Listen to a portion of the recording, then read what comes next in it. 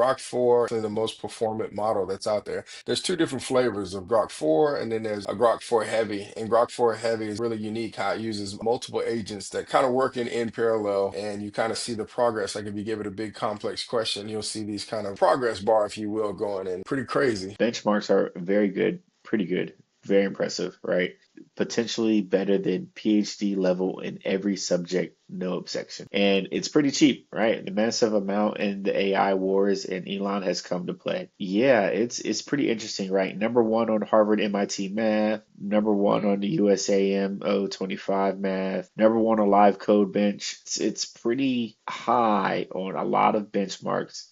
Seeing it now that it's out, yeah, and it's fast. So I And Grok 4, I believe, and this might just be regular Grok 4. I don't know if it's heavy or not. It's like sitting around. And I think, Elon Musk heard what we said about OpenAI, and he took that personally. And I think, I think the differentiator here is when you have Grok 4 Heavy, the way that they implement it, where you have like these multiple agents that kind of work together for a common goal, and they're kind of working, like I said, in parallel. I mean, you can see here with and this is humanity's last exam, one of the toughest exams. And if you want to go through each one of these in detail, Matthew all Berman right, put up his video. He's also tested it. So there's also some benchmarks, Deuce, as you know, like the benchmarks can look great, but then also there's this like, okay, in practice. So for Gemini, so Gemini Ultra, then you have Grok 4 Heavy, or you have OpenAI. What is their top one called, Deuce? It's above the. it's plus. No, there's plus and pro, right? Oh, it is. Yeah, yeah, it's pro. Okay, yeah. So they're pro. You're getting up there. And I think I'm wondering if, and we talked about this before, are these things that's going to keep scaling? So, like, basically, would the pro one day become their medium one and they come out with a $500 a month one, or something like that along these things? And is that how I people are mean, going to kind of get we priced out of we intelligence? talked about how OpenAI has talked about their $20,000 agent, right? So Yeah. it, Oh, it's yeah. it's Yeah, it's we did coming, talk right? about that. Yeah. So Yeah. it's there. I think there is probably not a necessity for that stuff, but there's probably use cases, right? With Gemini, OpenAI, with their ChatGPT. We got Anthropic with Claude.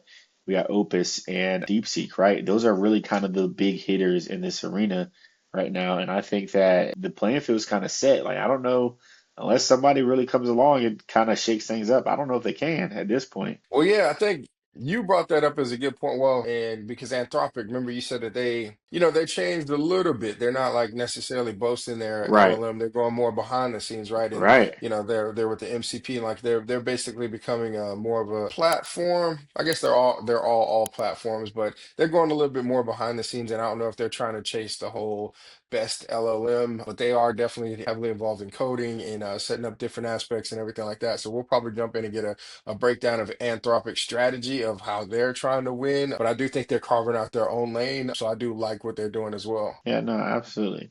But yeah, man, look, like I said, it's a lot being carved out. And speaking of carving out in new lanes, like what is going on with Tesla? Yeah, so Tesla, they unveiled a couple of days ago, and there's multiple facets that are going on here. So one, Tesla has only started for a couple of weeks, basically with their taxi That's service in right. Austin.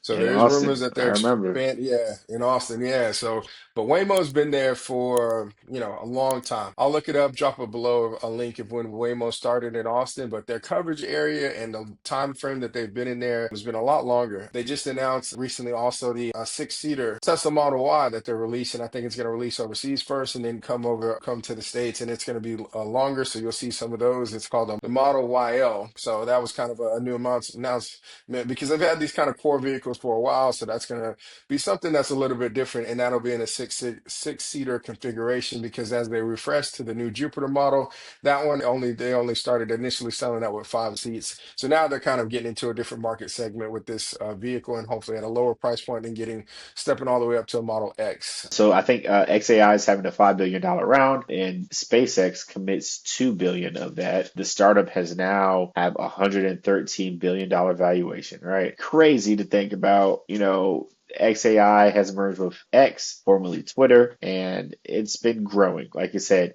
like we mentioned earlier, they really have thrown their hat in the ring as to being the big dog in this AI arena. So it's really interesting. I just want to mention, like, all right, we know you own all these companies and they're kind of playing with each other.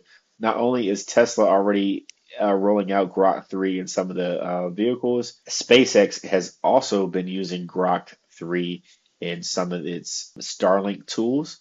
So now we're getting to, in my opinion, some type of conglomerate monopoly around a few things of how everything is connected, right? Yeah, we're getting Man, into. I think you got to eat your own, what do they say? Eat your own cooking or something like that. I mean, so they're using the tools that are, I'm not mad at it. I think, that this I'm not definitely mad at happens. it. Yeah. Because you got to think like there's big companies like that would be like Google or Alphabet not using Google or like, there's all these things that happen between those and DeepMind and how its AI kind of plays in those ecosystem, and Apple and, like I think everybody's kind of using their thing. I would like to, let me re-articulate that. I think a lot of companies do these types of things where they invest from one of their companies in the other and they kind of, No, they do. They work do. these, However, yeah. none of these companies are what they are. If I can remember correctly, or maybe I don't, but if I can imagine correctly, this is how Skynet was built and the fall of Skynet started. On the scene, Google, right? Google hires Windsurf's CEO. And not only that, they're in a deal for 2.4 billion to take most of the technology from Windsurf, which is a AI coding company. And they're just Which is crazy. I really want to get to the what happened with OpenAI because as we reported, and it was reported out a couple weeks ago, it was like they were in a deal and OpenAI was apparently going to buy Windsurf and because a lot of people wanted these like there's Windsurf, Cursor, and some other I forget the name of the other big player that's in those field. And I think Amazon just came out with another one, with their own, which is currently free right now as well. But long story short is they had it seems like it was like done and then all of a sudden it just fell apart and then now Google seems to kind of come and they're just gutting all the talent from there. Yep. cleaning up, look, and only to advance their deep mind agentic coding framework, which I get, like, okay. But man, when I tell you, like I said, it's a cold world out there. These companies, great companies, but they're getting swallowed up by these big fish. However, for a premium price. Like I said, there's money out there. 2.4 billion ain't nothing to sneeze at. You know what I mean? No, not at all. And Google got it in cash, Yeah, cash and it money. says, as reported here on CNBC, Google's not investing in Windsurf, but the search line will take non-exclusive license to certain Windsurf technology, according My bad. My to, Google didn't of like course, information. that. My Google But didn't yeah, like that. Google's paying 2.4 billion, so that is a lot. So, I mean, like I said, Google is not the only one doing this. Talked about Meta doing this, of course, as well with some ex OpenAI employees, but Hmm. Meta's also done this with other startups. Google has also done this with other startups. Everyone has done this, right? It's Yeah. just like now a lot of these talent war deals are getting real splashy, real big headlines, real big ticket prices, okay? Yeah, man. Which like I said, at the end of the day, it's nothing to sneeze at, right? Yeah, shout out to Windsurf. Shout out to the people who are running Windsurf. I hope you guys get paid, get compensated handsomely for the work that you've done. And I say more to come from what Google puts into their deep mind.